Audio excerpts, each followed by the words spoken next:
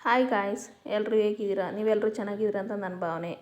ನಾನಿವತ್ತು ಭೀಮ್ ಅಮಾವಾಸ್ಯೆ ಹಿಂದಿನ ದಿನದ್ದು ವಿಡಿಯೋ ಮಾಡ್ತಾಯಿದ್ದೀನಿ ನೋಡಿ. ನಾನು ಭೀಮ್ ಅಮಾವಾಸ್ಯೆ ಹಿಂದಿನ ದಿನ ಎಲ್ಲ ನೀಟಾಗಿ ದೇವ್ರ ಮನೆಯನ್ನೆಲ್ಲ ಕ್ಲೀನ್ ಮಾಡಿ, ದೇವ್ರ ಮನೆಯಲ್ಲಿರೋ ಸಾಮಾನೆಲ್ಲ ತೆಗೆದು, ಆಮೇಲೆ ದೇವ್ರ ಮನೆಯನ್ನೆಲ್ಲ ನೀಟಾಗಿ ಕ್ಲೀನ್ ಮಾಡ್ಕೊಂಡು, ಸ್ವಲ್ಪ ಗಂಜಲ, ಅರಿಶಿನ ಪುಡಿ, ಮಡಿ ನೀರು ಹಾಕ್ಕೊಂಡು ನೀಟಾಗಿ ಕ್ಲೀನ್ ಮಾಡ್ಕೊಂಡು, ಅದಾದಮೇಲೆ ದೇವ್ರ ಸಾಮಾನುಗಳನ್ನೆಲ್ಲ ನೀಟಾಗಿ ನಿಂಬೆಹಣ್ಣಿನ ರಸ, ಪೀತಾಂಬರಿ, ಸಬೀನ ಪುಡಿ ಮೂರನ್ನೂ ಹಾಕ್ಕೊಂಡು ಮಿಕ್ಸ್ ಮಾಡ್ಕೊಂಡು ನೀಟಾಗಿ ಎಲ್ಲ ದೇವ್ರ ಸಾಮಾನೂ ಉಜ್ಜಿಟ್ಕೊಂಡಿದ್ದೀನಿ ನೋಡಿ.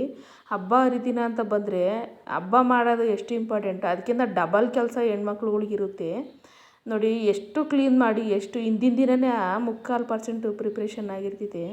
ಆದ್ರೂ ನಾವು ಅಂದ್ಕೊಂಡಿರೋ ಟೈಮಿಗೆ ಪೂಜೆ ಮಾಡೋಕ್ಕೆ ಆಗೋದೇ ಇಲ್ಲ ಒಂದೊಂದು ಸತಿಯ. ಅದಕ್ಕೋಸ್ಕರವ ನೀಟಾಗಿ ಕ್ಲೀನ್ ಮಾಡಬೇಕೆಲ್ಲವ. ನೀಟಾಗೆಲ್ಲ ಕ್ಲೀನ್ ಮಾಡ್ಕೊಂಡು ಹಿಂದಿನ ದಿನವೇ ಒಂದು ಅರ್ಧಕ್ಕರ್ಧನೇ ರೆಡಿ ಮಾಡಿ ಇಟ್ಕೋಬೇಕು. ಆವಾಗ ನಾವು ಬೇಗನೆ ಎಲ್ಲ ಕೆಲಸಗಳು ಮುಗಿಸ್ಕೊಂಡು ಪೂಜೆ ಮಾಡೋಕ್ಕೆಲ್ಲ ಸರಿಯಾಗುತ್ತೆ, ಎಲ್ಲರೂ ಆಚೆ ಹೋಗೋಕ್ಕೂ ಸರಿ ಇರುತ್ತೆ. ಅದಕ್ಕೋಸ್ಕರ ನಾನೇನು ಮಾಡಿದೆ, ಇನ್ನು ನೆಕ್ಸ್ಟ್ ಡೇ ಬೆಳಗ್ಗೆ ಇದ್ದರೆ ಭೀಮ್ ಅಮಾವಾಸ್ಯೆ ಅಲ್ವಾ, ಅವರನ್ನು ಡ್ಯೂಟಿ ಹೋಗ್ತಾರೆ. ಹಾಗಾಗಿ ಅಷ್ಟೊತ್ತಿಗೆ ಪೂಜೆ, ತಿಂಡಿ, ಅವ್ರಿಗೆ ಮಧ್ಯಾಹ್ನಕ್ಕೆ ಊಟ ಎಲ್ಲ ರೆಡಿ ಮಾಡಿ ಅವ್ರದ್ದು ಪಾದ ಪೂಜೆ ಮಾಡಿ ಕಳಿಸ್ಬೇಕು ನಮ್ಮ ಮನೆ ಯಜಮಾನ್ರದ್ದು. ಅದಕ್ಕೋಸ್ಕರ ನಾನು ಹಿಂದಿನ ದಿನವೇ ಎಲ್ಲ ಕೆಲಸಗಳು ಮುಗಿಸ್ಕೊಂಡು, ಅದಾದಮೇಲೆ ಎಲ್ಲ ಅರ್ಧಕ್ಕರ್ಧ ಸಾಮಾನುಗಳೆಲ್ಲವ ದೇವ್ರ ಮನೆಗೆಲ್ಲ ಇಟ್ಟು, ನೆಕ್ಸ್ಟ್ ಡೇ ಬೆಳಗಿನ ಸೇರಿ ಎದ್ದ ತಕ್ಷಣವೇ ನಾನು ಬೇಗ ಎದ್ದು ಗುಡಿಸಿ ಒರೆಸಿ ಸ್ನಾನ ಬಂದು, ಸ್ನಾನ ಎಲ್ಲ ಆದಮೇಲೆ ಫಸ್ಟಿಗೆ ಅವರು ಕುಲದೇವ್ರ ಪೂಜೆ ಮಾಡ್ತಾರೆ. ನಮ್ಮ ಮನೇಲಿ ಹೆಂಗೆ ಅಂದರೆ ಮನೆ ದೇವ್ರ ಪೂಜೆನ ನಮ್ಮ ಮನೆಯವರೇ ಮಾಡಬೇಕು, ಗಂಡು ಮಕ್ಕಳೇ ಮಾಡಬೇಕು. ನಮ್ಮ ಮನೆ ದೇವರು ಮೈಲಾರಲಿಂಗೇಶ್ವರ. ಹಂಗಾಗಿ ಅವ್ರಿಗೆ ಅದನ್ನು ಫಸ್ಟಿಗೆ ನಮ್ಮ ಮನೆ ದೇವ್ರನ್ನ ನಮ್ಮ ಮನೆಯವರೇ ಪೂಜಬೇಕು. ಅದಕ್ಕೋಸ್ಕರ ಅವ್ರಿಗೆ ಏನು ಮಾಡಿದೆ, ದಿವಸ ಎಲ್ಲ ರೆಡಿ ಮಾಡಿ ಇಟ್ಟಿದ್ನಲ್ಲ, ಅವರು ನಾನೆಲ್ಲ ಜೋಡಿಸಿದ್ದೆ ಸ್ವಲ್ಪನೇ. ವಿಗ್ರಹಗಳು, ಆಮೇಲೆ ಮನೆ ದೇವ್ರ ಪೂಜೆ ಮಾಡೋಕ್ಕೆ ಏನೇನು ಬೇಕು ಅವೆಲ್ಲ ನೀಟಾಗಿ ಜೋಡಿಸ್ಕೊಟ್ಟಿದ್ದೆ ಅವರಿಗೆ. ಅವ್ರೇನು ಮಾಡಿರು, ನೀಟಾಗಿ ಫಸ್ಟಿಗೆ ಮನೆ ದೇವ್ರ ಪೂಜೆ ಮಾಡಿರು. ನಾನು ಆಮೇಲೆ ಮನೆ ದೇವ್ರ ಪೂಜೆ ಎಲ್ಲ ಆದಮೇಲೆ ಕಳಸ ಇಟ್ಟು ಪೂಜೆ ಮಾಡಿದ್ರಾಗುತ್ತೆ ಆಮೇಲೆ ಅಂತ ಅವ್ರ ಪೂಜೆ ಎಲ್ಲ ಆಗಿದ ತಕ್ಷಣವೇ ಅವರಿಗೆ ಭೀಮ್ ಅಮಾವಾಸ್ಯೆಗೆ ಪೂಜೆಗೆ ಏನೇನು ಬೇಕು, ಹೊಸ್ಲು ಪೂಜೆ ಮಾಡೋಕ್ಕೆ, ಆಮೇಲೆ ಕುಂಬಳಕಾಯಿ ಹೊಡೆಯೋದು ಅವೆಲ್ಲ ರೆಡಿ ಮಾಡಿ ಕೊಟ್ಟು ನಾನು ಅವರಿಗೆ. ಆಮೇಲೆ ಅವರಿಗೆ ಊಟದ ಬಾಕ್ಸ್ ಎಲ್ಲ ರೆಡಿ ಮಾಡಿ, ತಿಂಡಿ ತಿನ್ನೋಕ್ಕೆಲ್ಲ ರೆಡಿ ಇಟ್ಟಿದ ಮೇಲೆ ನಾನು ಕಳಸ ಇಟ್ಟು ಆಮೇಲೆ ಲಕ್ಷ್ಮೀ ಅಷ್ಟೋತ್ತರ ಹೇಳೋದು, ಕುಂಕುಮಾರ್ಚನೆ ಮಾಡೋದು, ಕನಕದಾರ ಸ್ತೋತ್ರ ಓದೋದು ಅವೆಲ್ಲ ನಾನು ಮಾಡ್ಕೊತೀನಿ. ಫಸ್ಟಿಗೆ ಮನೆ ದೇವ್ರ ಪೂಜೆ ಎಲ್ಲ ಅದು ಆಗಿಬಿಡ್ಬೇಕು. ಫಸ್ಟು ಮನೆ ದೇವ್ರ ಪೂಜೆ ಎಲ್ಲ ಮುಗಿಸಿ ಅದಾದಮೇಲೆ ಮಿಕ್ಕಿದ ಕೆಲಸಗಳು ನಮ್ಮ ಮನೆಗೆ ನಡೆಯೋದು. ನೋಡಿ, ಅವ್ರದ್ದು ಮನೆ ದೇವ್ರ ಪೂಜೆ ಆಯಿತು. ಮನೆ ದೇವ್ರ ಪೂಜೆ ಆದಮೇಲೆ ನಾನು ಲಕ್ಷ್ಮೀ ಕಳಸ ಎಲ್ಲ ಇಟ್ಟು ಕುಂಕುಮಾರ್ಚನೆ ಮಾಡಿದೆ, ಕನಕದಾರ ಸ್ತೋತ್ರ ಓದಿದೆ, ಪದ್ಮಾವತಿ ಅಷ್ಟೋತ್ತರ ಹೇಳ್ಕೊಂಡು ಅವೆಲ್ಲ ಮುಗಿದ್ಮೇಲೆ ನಾನು ನಮ್ಮ ಮನೆಯವರು ಇಬ್ಬರೂ ಬೇಗನೆ ಫಸ್ಟು ಇದಕ್ಕೆ ಹೋಗಿ ಬರೋದು ನಡಿ, ಒಂದು ಸತಿ ದೇವಸ್ಥಾನಕ್ಕೆ ಹೋಗಿ ಬರೋಣ, ಅಮಾವಾಸ್ಯೆ ಅಲ್ವಾ, ಯಾವ್ದಾದ್ರು ದೇವಸ್ಥಾನಕ್ಕೆ ಹೋಗೋ ನಡಿ ಅಂದಾಗ ನಮ್ಮ ಮನೆಯವರು ಸರಿ ಹೋಗೋ ನಡೆಯುತ್ತಾ ಇಬ್ಬರೂ ಬೇಗನೆ.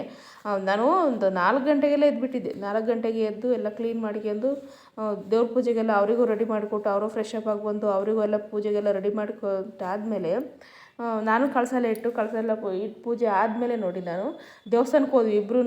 ಇಲ್ಲೇ ನಮ್ಮ ಮನೆ ಹತ್ರನೇ ಮುನೇಶ್ವರ ದೇವಸ್ಥಾನ ಐತೆ. ಮುನೇಶ್ವರ ದೇವಸ್ಥಾನಕ್ಕೆ ಹೋಗಿ ದೇವ್ರ ದರ್ಶನ ಬಂದು ಅಲ್ಲಿಂದ ಬಂದಿದ್ದ ತಕ್ಷಣವೇ ನಾನು ಇನ್ನು ಡ್ಯೂಟಿ ಹೊರಡ್ಬೇಕಲ್ಲ ತಿಂಡಿ ತಿಂದು, ಅದಕ್ಕೋಸ್ಕರ ಬೇಗ ಹತ್ಲಾಗ ಪಾದ ಪೂಜೆ ಮಾಡಿಬಿಡೋಣ. ಇನ್ನು ಸಂಜೆ ಅಂದರೆ ಸರಿ ಅನಿಸಲ್ಲ. ನಾವು ಬೆಳಗ್ಗೆ ಮಾಡಿದ್ದು ಫ್ರೆಶ್ ಆಗಿ ಮಾಡ್ದಂಗೆ ಸಂಜೆ ಅಂದರೆ ಅದು ಪಾಪ ಅವರು ಒಂದೊಂದು ದಿವಸ ಲೇಟಾಗಿ ಬರ್ತಾರೆ, ಆಮೇಲೆ ಮಳೆನೂ ಬೇರೆ ಬರುತ್ತೆ. ಹಂಗಾಗಿ ಮತ್ತೆ ಸ್ನಾನ ಮಾಡಬೇಕು. ಬೆಳಗ್ಗೆ ತಿಂಡಿ ತಿಂದಿರ್ತಾರೆ, ಮಧ್ಯಾಹ್ನ ಊಟ ಆಗಿರ್ತೈತೆ, ಅವ್ರಿಗೆ ಅಷ್ಟೊಂದು ಇಷ್ಟ ಆಗಲ್ಲ ಅಲ್ಲಿ ಕೆಲಸ ಮಾಡತ್ತವೆಲ್ಲವ. ಹಂಗಾಗಿ ಅವರು ಬೆಳಗ್ಗೆ ಪೂಜೆ ಮುಗಿಸಿ, ಮನೆ ಪೂಜೆ ಆಗಲಿ ಬೇರೆ ಏನಾರೇ ಆಗಲಿ ಎಲ್ಲರೂ ಹೋಗೋದಿದ್ರು ಬೆಳಗ್ಗೆನೇ ಮುಗಿಸ್ಬಿಡ್ಬೇಕು. ಎಷ್ಟೊತ್ತಿಗಾರು ಎದ್ರೂ ಪರವಾಗಿಲ್ಲ, 7:45 ಅಷ್ಟರಲ್ಲಿ ರೆಡಿ ಆಗಿಬಿಡ್ಬೇಕು.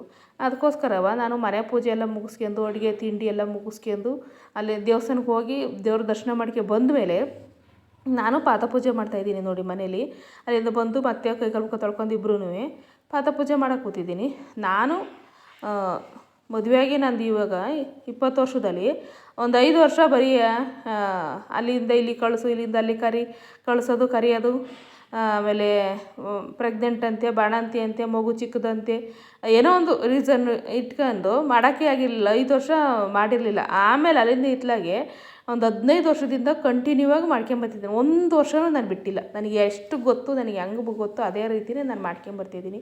ಇವಾಗ ತೋರ್ಸೋದ್ರಿಗೆಲ್ಲ ನನಗೆ ಅಷ್ಟೊಂದು ಮಾಡೋಕ್ಕೆ ಬರೋಲ್ಲ. ನಾನು ಅವತ್ತೊಂದು ದಿನಕ್ಕೂ ನನಗೆ ಯಾರೋ ಒಬ್ಬರು, ನಾವು ಬಾಡಿಗೆ ಮನೆಗಿದ್ದಾಗ ಆಂಟಿ ಹೇಳಿರು, ಈ ಥರ ಮಾಡಮ್ಮ ತುಂಬಾ ಒಳ್ಳೆಯದಾಗುತ್ತೆ, ಅವ್ರ ಆಯಸ್ಸು ಜಾಸ್ತಿ ಆಗಿದ್ದು, ನಾವು ಸುಮಂಗಲಿಯಾಗಿದ್ದರೆ ಅಲ್ವೇನೋ ನಮಗೊಂದು ವ್ಯಾಲಿ ಸಿಗೋದು, ಅವರಿದ್ದರೆ ಮಾತ್ರ ಕಣವ ನಮಗೆ ಇವಾಗ, ಅವರಿಲ್ಲ ಅಂದರೆ ಏನೂ ಇಲ್ಲ ಅನ್ನೋ ಥರಕ್ಕೆ ಒಂಥರ ಹೇಳ್ತು ಆಂಟಿ ಹೇಳೋರು ನಾವು ಇದ್ದಿದ್ದು ಬಾಡಿಗೆ ಮನೆಗೆ. ಅದಕ್ಕೆ ನಾನೇನು ಮಾಡಿದೆ, ಅವಾಗಿಂದ ಸ್ಟಾರ್ಟ್ ಬಂದು 1 ವರ್ಷವೂ ನಾನು ಬಿಟ್ಟಿಲ್ಲ. ಆ ರೀತಿಯೇ ಬರ್ತಿದ್ದೀನಿ. ತುಂಬಾ ಖುಷಿ ಇದೆ ನನಗೆ ಇದರಲ್ಲಿ, ತುಂಬ ಖುಷಿ ಇದೆ. ಅವ್ರು ಏನು ಕೊಡ್ತಾರೆ ಏನು ಕೊಡಲ್ಲ ಅವೆಲ್ಲ ನನಗೆ ಗೊತ್ತೇ ಇಲ್ಲ. ಇದು ಪಾದಪೂಜೆ ಮಾಡಿದ್ರೆ ಗಿಫ್ಟ್ ಕೊಡಬೇಕು ಅಂತ ಅವರಿಗೂ ಗೊತ್ತಿರಲಿಲ್ಲ, ನಮಗೂ ಗೊತ್ತಿರಲಿಲ್ಲ. ಏನು ಆಂಟಿ ಈ ಥರ ಮಾಡಮ್ಮ ನೀನು, ಅವರೇನು ಮಾಡ್ತಾಯಿರಲಿಲ್ಲ, ಅವರೆಲ್ಲ ಏಜ್ ಆಗಿತ್ತು ಅವರಿಗೆ. ನೀನು ಮಾಡ್ರಮ್ಮ ಒಳ್ಳೇದಾಗಲಿ ನಿಮಗೆ ಅಂತೆಲ್ಲ ಹೇಳಿ ಯಾವ ರೀತಿ ಮಾಡಬೇಕು ಅಂತ ಅವರೆಲ್ಲ ಕೇಳ್ಕೊಂಡು ನಾನು ಮಾಡಿ ಅವತ್ತಿದ್ದಲ್ಲೂ ಬರ್ತಿದ್ದೀನಿ. ನಾನು ಇಷ್ಟೇ ಮಾಡೋದು. ನಾನು ಅದೇನಂದರೆ ಮಣ್ಣಿನ ದೀಪನ ಇಟ್ಕೊತೀನಿ. ನಾನು ಮಣ್ಣಿನ ದೀಪಗಳಿಗೆ ಪೂಜೆ ಮಾಡ್ತೀನಿ. ಜ್ಯೋತಿರ್ಭೀಮೇಶ್ವರ ವ್ರತ ಮಾಡಿರೋನು ಮಣ್ಣಿನ ದೀಪದಲ್ಲೇ ಮಾಡೋದು ನಾನು. ಆಮೇಲೆ ಪಾದಪೂಜೆ ಮಾಡೋಕ್ಕೂ ನಾನು ಮಣ್ಣಿನ ದೀಪಗಳೇ ತಗೊಳೋದು. ಹೊಸವು ಇದ್ದರೆ ಹೊಸ ತಗೊತೀನಿ, ಇಲ್ಲಾಂದರೆ ದೀಪಾವಳಿ ಹಬ್ಬದಾಗೆ ಕಚ್ಚಿ ವಾಶ್ ಮಾಡಿಟ್ಟಿರ್ತೀವಲ್ಲ ಅವನ್ನೇ ಎತ್ಕೊತೀನಿ. ನೋಡಿ ಇದೇ ರೀತಿಯೇ ನಾನು ಪಾದದ ತಟ್ಟೆ ಒಳಗೆ ಇಟ್ಕೊಂಡು ನೆಲದಲ್ಲಿ ಇಡಬಾರ್ದು. ಆಮೇಲೆ ಅರ್ಧಂಬರ್ಧ ಕಾಲುಗಳ್ನೂ ತೊಳಿಬಾರ್ದು. ನೀಟಾಗಿ ಪಾದಪೂಜೆ ಮಾಡಬೇಕು. ಅದು ಅಷ್ಟು ಕಾಲೂ ತಟ್ಟೆ ಒಳಗೆ ಇರಬೇಕು. ತಟ್ಟೆ ಒಳಗೆ ಇಟ್ಕೊಂಡು ನೀಟಾಗಿ ಪಾದನ ತೊಳೆದು ಆ ತೊಳೆದಿದ್ದ ನೀರನ್ನ ಪಕ್ಕದಕ್ಕೆ ಸ್ವಲ್ಪ ನಾವು ತಲೆ ಮೇಲೆ ಚಿಮ್ಕಿಸ್ಕೊಂಡು ಸ್ವಲ್ಪವ, ಆಮೇಲೆ ಪಕ್ಕದಾಗ ಒಂದು ಬಟ್ಲಿಗೆ ಎತ್ತಿ ಒಯ್ದು ಅದಾದಮೇಲೆ ಮತ್ತೆ ಅದೇ ಬಟ್ಲೊಳಗೆ ಅವ್ರದ್ದು ಪಾದಗಳನ್ನೆಲ್ಲ ಎರಡನ್ನೂ ಇಟ್ಟು ಆಮೇಲೆ ಅದಕ್ಕೆ ಫಸ್ಟಿಗೆ ವಿಭೂತಿ ಹಚ್ಚಬೇಕು. ಆಮೇಲೆ ಅರಿಶಿನ ಕುಂಕುಮ ಹಚ್ಚಿ ಅಕ್ಷತೆ ಇಟ್ಟು ಅಂಗದಾರ ಹಾಕಬೇಕು. ಗೆಜ್ಜೆ ವಸ್ತ್ರನ ದೇವ್ರಿಗೆ ಮಾತ್ರ ಹಾಕೋದು. ಹಂಗಾಗಿ ನಾವು ಅಂಗದಾರ ಹಾಕ್ಬೇಕು. ಅವರಿಗೆ 3 ಎಳೆದು ಅಂಗದಾರ ಮಾಡ್ಕೊಂಡು ಅಂಗದಾರ ಹಾಕಿ ಆಮೇಲೆ ಹೂವಿಂದ ಅಲಂಕಾರ ಮಾಡಿ ಉಡಿ ಇಡಬೇಕು. ಉಡಿ ಇಟ್ಟು ಪೂಜೆ ಮಾಡೋಕ್ಕೆಲ್ಲ ರೆಡಿ ಮಾಡ್ಕೋಬೇಕು. ಉಡಿ ಇಟ್ಟ ಮೇಲೆ ನಾವಿಬ್ಬರು ಕಂಕಣ ಕಟ್ಕೊಂಡು ಅವ್ರ ಹತ್ರ ತಾಳಿಗೂ ಅರಿಶಿನ ಕುಂಕುಮ ಹಚ್ಚಿಸ್ಕೊಂಡು ನಾವು ಅರಿಶಿನ ಕುಂಕುಮ ಅವ್ರಿಗೂ ಹಚ್ಚಿಸಿ ಪಾದಕ್ಕೆ ಅವರಿಗೆ ಎರಡಕ್ಕೇನ ಕೈ ಕೊಟ್ಟು ಅವ್ರ ಪಾದ ಮುಟ್ಟಿ ನಮಸ್ಕಾರ ಎಲ್ಲ ಆದಮೇಲೆ ನೀಟಾಗಿ ಅವ್ರ ಹತ್ರ ಆಶೀರ್ವಾದ ತಗೊಂಡು ಆಶೀರ್ವಾದ ಎಲ್ಲ ಆದಮೇಲೆ ಅವ್ರ ಹತ್ರ ಅವ್ರು ಏನಾರ ಗಿಫ್ಟ್ ಕೊಡ್ಬೋದು. ಅವ್ರ ಮನಸ್ಸಿಗೆ ಏನು ಬರುತ್ತೋ ಅದು, ನಮಗೆ ಇದೇ ಬೇಕು ಅದೇ ಬೇಕು, ನಾನು ಪಾದ ಪೂಜೆ ಮಾಡ್ತೀನಿ ಈ ರೀತಿ ಪ್ರಿಪ್ರೇಷನ್ ಅವೆಲ್ಲ ಏನೂ ತಲೆ ಕೆಡಿಸ್ಕೊಳಕ್ಕೆ ಹೋಗ್ಬಾರ್ದು.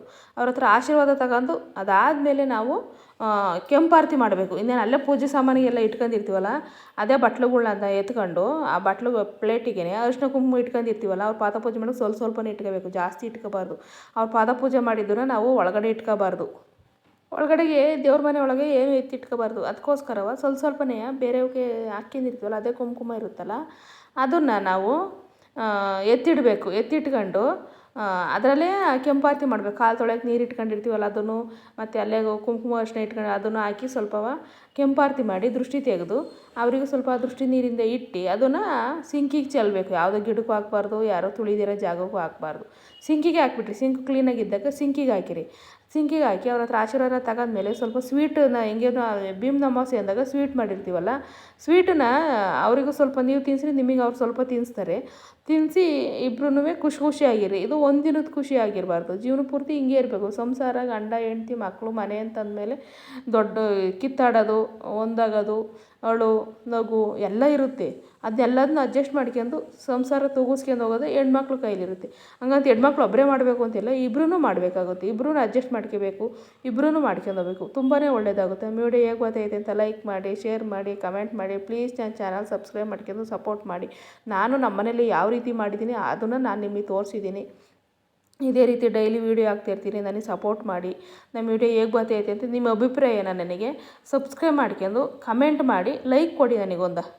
ನಾನು ಯಾವ ರೀತಿ ವೀಡಿಯೋ ಮಾಡಬೇಕು ಅಂತ ತೋರಿಸ್ತೀನಿ. ನಾನು ತುಂಬಾ ಪೂಜೆಗಳು ಎಲ್ಲ ಮಾಡ್ತೀನಿ. ನನಗೆ ನಮ್ಮ ಮನೆಗೆ ಒಳ್ಳೇದಾಗಬೇಕು ಅಂದರೆ ನಾನು ತುಂಬಾ ಪೂಜೆಗಳು, ಹಂಗಾಗಿ ನಾನು ಪೂಜೆ ಬಗ್ಗೆನೇ ಜಾಸ್ತಿ ವೀಡಿಯೋಗಳು ಮಾಡೋದು. ನಾನು ನಿಮಗೆ ಹೇಗೆ ಬರ್ತೈತೆ ಅಂತ ನನಗೆ ಲೈಕ್ ಮಾಡಿ, ಪ್ಲೀಸ್ ನಾನು ಸಪೋರ್ಟ್ ಮಾಡಿ. ಭೀಮನ ಅಮಾವಾಸ್ಯೆ ನೀವು ಯಾವ ರೀತಿ ಮಾಡಿದ್ದೀರಾ ಅಂತ ಕಮೆಂಟ್ ಮಾಡಿ. ನಾನು ಯಾವ ರೀತಿ ಇಷ್ಟು ವರ್ಷದಿಂದ ಮಾಡ್ಕೊಂಬಂದು ಅದನ್ನೇ ಮಾಡಿದ್ದೀನಿ. ಎಕ್ಸ್ಟ್ರಾ ಆ್ಯಡ್ ಮಾಡಬೇಕು ಅಂದರೆ ನನಗದು ಮರ್ತೋಗ್ಬಿಡುತ್ತೆ. ನಾನು ಮಾಡೋ ಟೈಮಲ್ಲಿ ನನಗೆ ಮರ್ತೋಗ್ಬಿಡುತ್ತೆ. ನಾನು ಇಷ್ಟು ವರ್ಷದಿಂದ ಯಾವಾಗ ಮಾಡಿದ್ದೀನಿ ಅದೇ ಮಾಡೋಕ್ಕೆ ಮೈಂಡಿಗೆ ಬರುತ್ತೆ ಹೊರತು ಹೌದಲ್ವ ಇನ್ನೂ ಚೇಂಜ್ ಮಾಡಬೇಕು, ಇನ್ನೂ ಈ ಥರ ಮಾಡಬೇಕಾಗಿತ್ತಲ್ವ ಅಂತ ಯಾವ್ದಾರ ವೀಡಿಯೋಗಳು ನೋಡಿದಾಗ ಅನಿಸುತ್ತೆ. ಆಮೇಲೆ ನಾನು ಪೂಜೆ ಮಾಡೋಕ್ಕೆ ಅಂತ ಕುತ್ಕೊಂಡಾಗ ನಂಗೆ ಅದು ಮರ್ತೋಗ್ಬಿಟ್ಟಿರ್ತಿದೆ. ನೋಡೋಣ, ಕಮೆಂಟ್ ಮಾಡಿ. ಇನ್ನೂ ಈ ರೀತಿ ಮಾಡಬೇಕು ಆಯಿತು, ನೀವು ಇನ್ನೂ ಈ ಥರ ಮಾಡಬೇಕಾಯ್ತು ಅಂತ ಕಮೆಂಟ್ ಮಾಡಿದರೆ ನಾನು ಮುಂದಿನ ಸತಿನ ಅದನ್ನು ಆ್ಯಡ್ ಮಾಡ್ಕೊಂಡು ಮಾಡ್ತೀನಿ. ನಾನು ವೀಡಿಯೋದಲ್ಲಿ ಏನಾದ್ರು ತಪ್ಪಾಗಿದ್ದರೆ ಅಡ್ಜಸ್ಟ್ ಮಾಡ್ಕೊಂಡು ವೀಡಿಯೋ ನೋಡಿ ಸಪೋರ್ಟ್ ಮಾಡಿ. ನನ್ನ ವೀಡಿಯೋ ಹೇಗೆ ಬರ್ತೈತೆ ಅಂತ ಸಪೋರ್ಟ್ ಮಾಡಿ. ನೀವೇ ಕಮೆಂಟ್ ಮಾಡಿರಿ ನನಗೆ ಮುಂದಿನ ದಿನದಲ್ಲಿ ಯಾವ ರೀತಿ ಏನು ಅಂತ ತಿಳ್ಕೊಂಡು ಮಾಡ್ತೀನಿ. Thank you.